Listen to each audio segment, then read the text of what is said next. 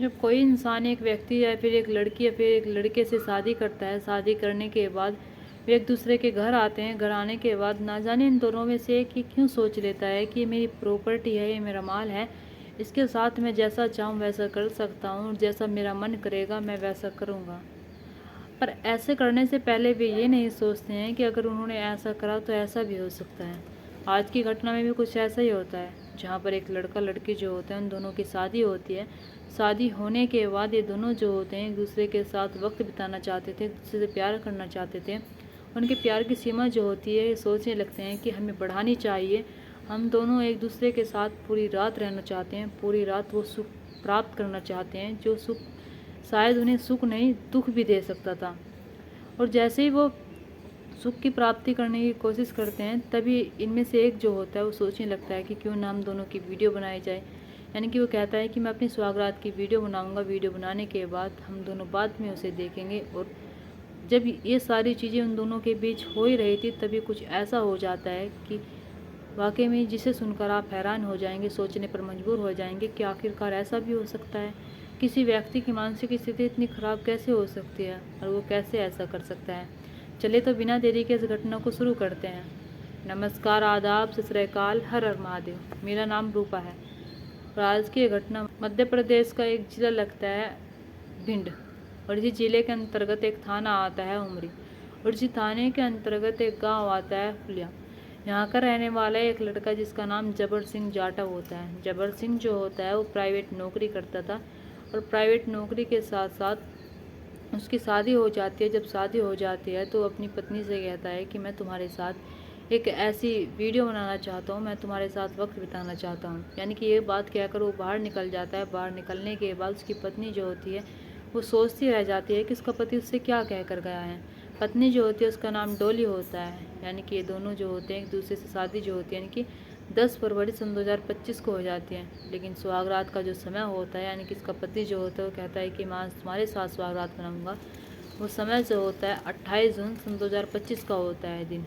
28 जून सन 2025 को जबर सिंह जो होता है अपने दोस्त के पास जाता है। दोस्त के पास जाने के बाद उसके दोस्त का स्टोर होता है, उससे कहता है कि मुझे कुछ गोलियां चाहिए और जिस गोलियों से मेरे अंदर शक्ति आ जाए ऐसी गोलियां मांगता है। तो उसका दोस्त जो होता है उसे देता है। देने के बाद उससे कहता है कि मैं तुम्हें ये गोली और दे रहा हूँ, तुम अपनी पत्नी को भी खिलाना। जब तुम दोनों ये खाओगे तो उसके दौरान तुम दोनों एक दूसरे से मुलाकात नहीं कर पाओगे।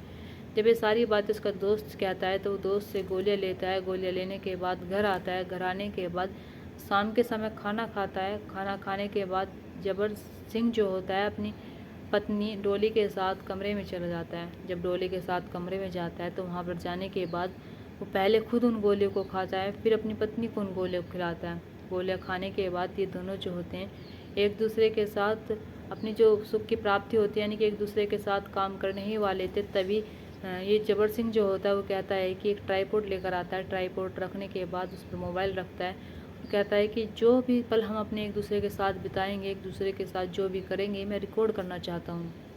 यानी कि ये सारी चीज़ें होने के बाद ये दोनों जो होते हैं एक दूसरे के साथ जैसे ही करने लगते हैं अपना काम। करने के बाद अब सुबह हो जाती है। जब सुबह हो जाती है तभी घर वाले जो होते हैं सोचने लगते हैं कि अभी तक ये क्यों नहीं उठे हैं। सुबह के 5 बज जाते हैं, 5 से 6 बज जाते हैं, 6 से 8 बज जाते हैं, और जैसे ही 9 बजते हैं तो घर वालों को चिंता सताने लगती है। घर वाले जो होते हैं दरवाज़ा खटखटाने लगते हैं। अब जब दरवाज़ा खटखटाने लगते हैं तो दरवाज़ा जो होता है अंदर से कोई खोलता नहीं है। तभी घर वाले जो होते हैं दरवाज़ा तोड़ देते हैं। अब ये सारी जो शोर शराबे की आवाज़ होती है, यानी कि दरवाजे की आवाज़ होती है, घर में जो करुआहट हो रहा था उसे सुनकर आस पड़ोस के जो लोग होते हैं वे भी घर के अंदर आ जाते हैं। वे भी देखने लगते हैं कि यहाँ पर क्या हो गया। तभी दरवाज़ा तोड़ा जाता है, और जब दरवाज़ा तोड़ा जाता है तो अंदर देखा जाता है कि डोली जो होती है वो तो मृतावस्था में पड़ी हुई होती है, यानी कि उसकी सांसें तो चल नहीं रही होती है। लेकिन जबर सिंह जो होता है वो बहुत ही गंभीर होता है, और उसकी हालत इतनी ख़राब होती है कि अगर उसे अभी अस्पताल ना ले जाया गया तो उसके साथ भी कुछ गलत हो सकता है।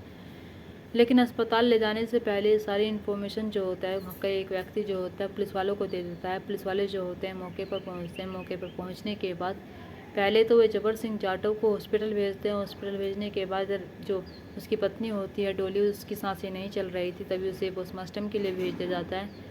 उधर उस कमरे को सीज कर दिया जाता है। उस कमरे को देखा जाता है। जब उस कमरे को देखा जाता है तो उसमें कुछ गोलियों के रैपर भी पड़े हुए थे। उस कमरे में जो ब्लड होता है वो ऐसे ही फैला हुआ था। पुलिस वालों को समझ नहीं आ रहा था कि एक पति पत्नी के बीच ऐसा क्या हुआ होगा कि पति की हालत इतनी गंभीर है और पत्नी जो है वो तो मर ही चुकी है। अब पुलिस वाले इंतजार कर रहे थे, तो जबर सिंह उठने का इंतजार कर रहे थे, यानी कि जबर सिंह की हालत सही होने का इंतजार कर रहे थे। वे सोच रहे थे कि अगर जब ये ठीक होएगा तभी पता लग पाएगा कि उसके साथ क्या हुआ है क्या नहीं हुआ है, क्योंकि ऐसा लग रहा था कि वो जो महिला है यानी कि जिसकी पत्नी है वो ऐसे ही नहीं मरी है, यानी कि पोस्टमार्टम रिपोर्ट में ये आता है कि उसकी हत्या हुई है। अब पुलिस वालों को यही जानना था कि उसके अलावा उस कमरे में कोई नहीं होता है, तो उसकी हत्या करने वाला कौन होता है कौन नहीं होता है। जैसे ही जबर सिंह होश में आता है, होश में आने के बाद पुलिस वाले जो होते हैं उसे हिरासत में लेते हैं। हिरासत में लेने के बाद उसे पुलिस स्टेशन लेकर आते हैं और उससे पूछताछ करते हैं और कहते हैं कि तुम्हारी पत्नी के अलावा तुम्हारे कमरे में और कौन था। तो वो कहता है कि नहीं साहब, मेरी पत्नी के अलावा मेरे कमरे में कोई नहीं था। तभी पुलिस वाले जो होते हैं वे कहते हैं कि तुमने गोलियां क्यों खाई, गोलियां खाने के बाद तुमने अपनी पत्नी के साथ ऐसा क्यों करा। तभी जबर सिंह जो होता है वो बताता है कि साहब, मैं प्राइवेट नौकरी करता हूँ और मैं 10 फरवरी सन 2025 को अपनी पत्नी को ब्याह कर लेकर आया था, लेकिन जब शादी हो जाती है तो नौकरी के दौरान मुझे अपनी नौकरी पर जाना पड़ता और जाने के बाद मैं अपनी पत्नी के साथ कम वक्त गुजारा करता था।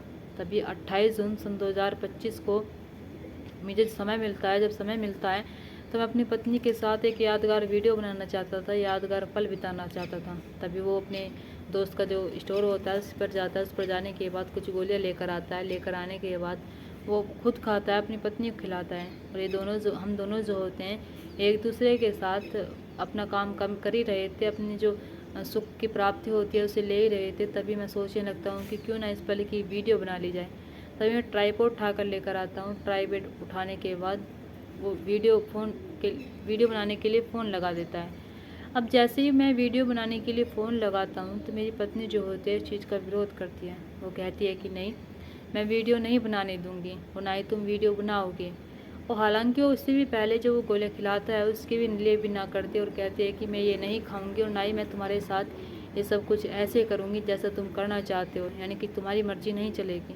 लेकिन जबर सिंह जो होता है उसके साथ ज़बरदस्ती करता है और ज़बरदस्ती करने के साथ साथ वो बताता है कि जब मैं उसके साथ गलत काम कर रहा था, यानी कि जो अपना काम करता है कर रहा था, तभी उसका मुंह दबा लेता है। मुंह दबाने के बाद उसे होश ही नहीं होता है, क्योंकि जबर सिंह ने उस टाइम पर पी रखी थी, उसे नशे में धुत होता है, उसे कोई होश ही नहीं होता है और उस वक्त भी वो होश में नहीं होता है जिस वक्त वो गंभीर अवस्था में होता है। इसलिए पुलिस वाले उसका बयान सोचने लगते हैं कि जब ये सही हो जाएगा तब लेंगे। तो बताता है कि मैंने तो ऊपर से एक पी रखी थी, पीने के बाद कुछ गोलियां खा रखी थी।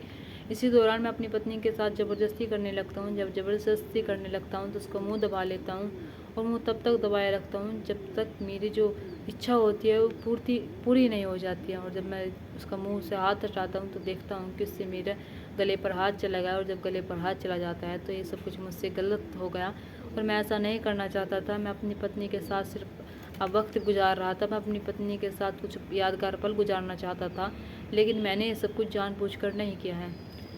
अब पुलिस वालों को जब ये सारी बातें बताता है तो पुलिस वाले जो होते हैं वे सोच ही रहे थे कि ये सच कह रहा है झूठ कह रहा है, ये यही जानता है। और जैसे जैसे इसने बताया है कि ऐसा भी हो सकता है, लेकिन जैसे ही लड़की के घरवाले यानी कि डोली के घरवालों के बाद पता चलती है कि उनकी बेटी इस दुनिया में नहीं रही है, तो डोली के घरवाले जो होते हैं पुलिस वालों के सामने आते हैं और पुलिस वालों से आकर कहते हैं कि मेरी बेटी को इसने जानबूझकर मारा है, मेरी बेटी के साथ इसने सब कुछ जानबूझकर किया है, ये झूठ बोल रहा है, इसे आप सख्ती से पूछताछ कीजिए, इसे गिरफ्तार कीजिए, इसे जेल के अंदर भेजिए। यानी कि डोली की जो माँ होती है वो चीख चीख कर रो रही थी और चीख चीख कर रोने के बाद अपने पति से कह रही थी कि मेरी बेटी को इंसाफ मिलना चाहिए। पुलिस वालों के आगे हाथ जोड़ रही थी, पैर पकड़ रही थी और पुलिस वालों से कह रही थी कि इसे जेल के अंदर डाल दो, इसने ही मेरी बेटी को इस दुनिया से हटाया है और ये सब कुछ इसने जान कर किया है। अब पुलिस वाले जो होते हैं दुविधा में हो जाते हैं। जब दुविधा में हो जाते हैं तो पुलिस वाले जो होते हैं उनसे कहते हैं कि तुम्हें ऐसा क्यों लग रहा है कि तुम्हारे दामाद ने ही तुम्हारी बेटी को मारा है। तभी घर वाले जो होते हैं, परिवार वाले जो होते हैं, बताते हैं कि साहब, ये जो व्यक्ति है ये आप जैसा समझ रहे हैं ऐसा नहीं है, इसने अपने परिवार के साथ मिलकर मेरी बेटी को परेशान कर रखा था।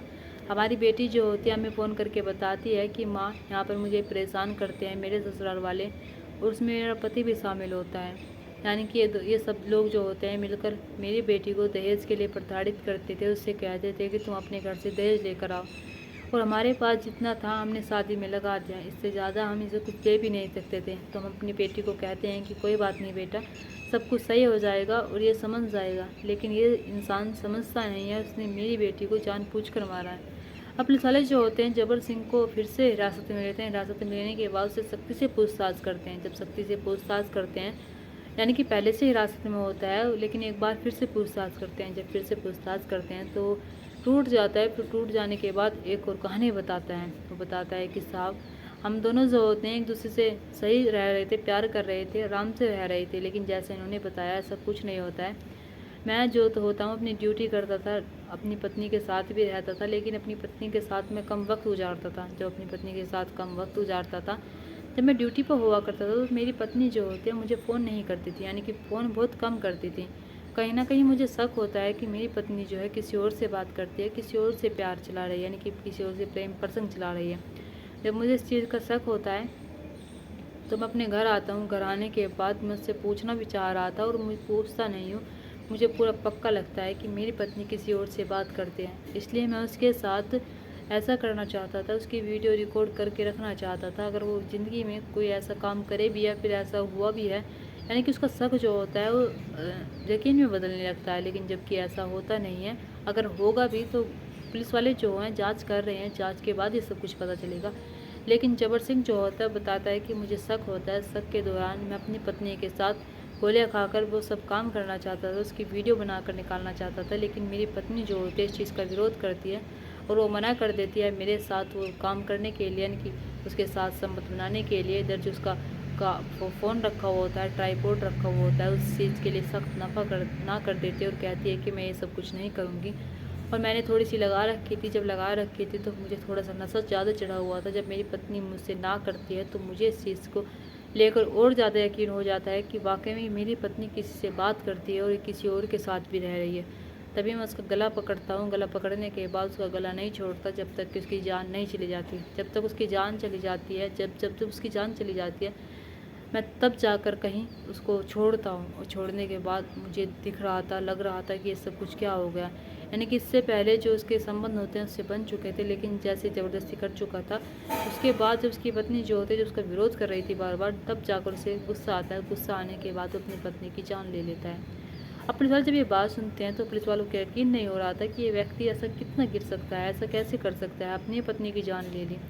तो परिवार वाले अगर ना आते तो पुलिस वालों को यही कहानी बता रहा था जो उसने बताई थी, यानी कि उससे उसका गला दब गया, उससे गलती हो गई, उसने सब कुछ जानबूझकर नहीं किया है। लेकिन जैसे घर वालों की एंट्री होती है तो घर वाले जब सारी सच्चाई बताते हैं तो जबर सिंह जो होता है टूट जाता है, फिर ये कहानी सुनाता है।